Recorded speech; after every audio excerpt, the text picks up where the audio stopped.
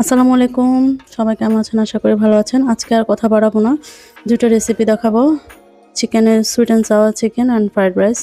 প্রথমে আমি half KG চিকেনে লেবুর রস দিয়ে দিলাম, লবণ দিয়ে দিলাম হাফ চা চামচ, তারপর কালো গোলমরিচের গুঁড়া হাফ চা চামচ দিয়ে দিলাম। তারপর ১ চা চামচ মরিচ গুঁড়া, লাল মরিচ গুঁড়া, আমি কাশ্মীরি মরিচ গুঁড়াই এখানে ইউজ করেছি। কাশ্মীরিটা দিলে হয় কি ঝালটা হয় না, কালারটা সুন্দর হয়। আমি পানি ঝরানো টক দই দিয়ে দিয়েছি ১ টেবিল চামচ।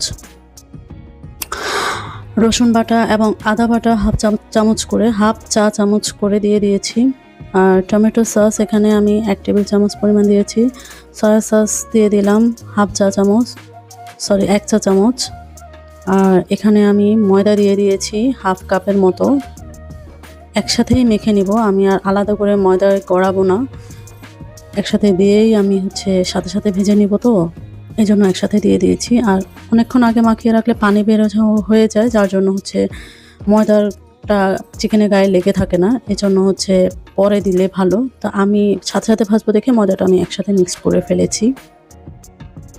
এরপর আমি একটা কড়াইয়ে কিছুটা তেল দিয়ে দিয়েছি, প্রায় হাফ কাপের মতো। তারপরে আমি একটা একটা করে প্রত্যেকটা চিকেন দিয়ে দিচ্ছি। সবগুলো চিকেন দিয়ে আমি ভেজে নেব। আর এই সময় চুলার আঁচটা মাঝারি থেকে একটু কম রাখাই ভালো, কারণ চিকেনটা তো হইতে হবে ভালো মতো হওয়ার জন্য। কারণ আপনি যদি বেশি দিয়ে দেন তাহলে হুট করে লাল হয়ে যাবে, পুড়ে যাবে, ভিতরে কাঁচা থেকে যাবে। কারণ যখন আমি পরে গ্রেভি করতে যাব তখন কিন্তু বেশি সময় রান্না করব না, এই জন্য ভাজতে গেলে একটু সময় নিয়ে ভাজতে হবে। প্রায় 10 মিনিট করে 20 মিনিট এপিট ওপিট এরকম করে ভেজে তুলে নেব। দেখেন কি সুন্দর একটা কালার আসছে, সুন্দর ভাজার একটা কালার চলে আসছে। তো আমার 2 পিঠ ভাজা হয়ে গেছে, এখন আমি তুলে নিচ্ছি। একটা করে আমি তুলে নিচ্ছি। এই যে দেখেন কি সুন্দর কালার এসছে। তো তেলটাকে আমি আরেকটা কড়াইয়ে নিয়ে নিচ্ছি, ওই ভাজার তেলটাই। তো এখানে আমি রসুন এবং পেঁয়াজ কুচি দিয়ে দিলাম 2 টেবিল চামচ করে রসুন কুচি এবং পেঁয়াজ কুচি একদম বাদামি করে ভেজে নিয়ে সেখানে আমি হাফ কাপের মতো টমেটো সস দিয়ে দিলাম। আর 1 চা চামচ পরিমাণ সয়া সস, লাইট সয়া সসটা দিয়েছি, এখানে ডার্কটা দিলে বেশি কালচে হয়ে যাবে। তারপর লবণ দিয়ে দিলাম হাফ চা চামচ, আপনারা যাদের স্বাদ মতো দিতে পারেন। তারপর আমি এখানে চিকেনগুলো দিয়ে দিচ্ছি। চিকেনগুলো দেওয়া হয়ে গেছে, এরপরে চিকেনগুলো দিয়ে আমি কিছুক্ষণ ভেজে নেব। ভাজা হয়ে গেলে আমি হাফ কাপ পানির মধ্যে 2 চা চামচ পরিমাণ কর্নফ্লাওয়ার গুলিয়ে ভালো করে মিক্সড করে দিয়ে দিয়েছি, আর সাথে আরও হাফ কাপ পানি দিয়ে দিলাম। এটা হতে বেশি সময় লাগে না, ভাজাটা একটু সময় নিয়ে ভাজলে এই গ্রেভিটা করতে আর সময় লাগে না। হয়ে গেছে আমার। তারপর আমি ফ্রাইড রাইসের জন্য আরেকটা কড়াইতে আমি হাফ কাপ তেল দিয়ে দিয়েছি। তারপরে এখানে আমি পেঁয়াজ কুচি দিয়ে দিয়েছি প্রায় হাফ কাপের মতো।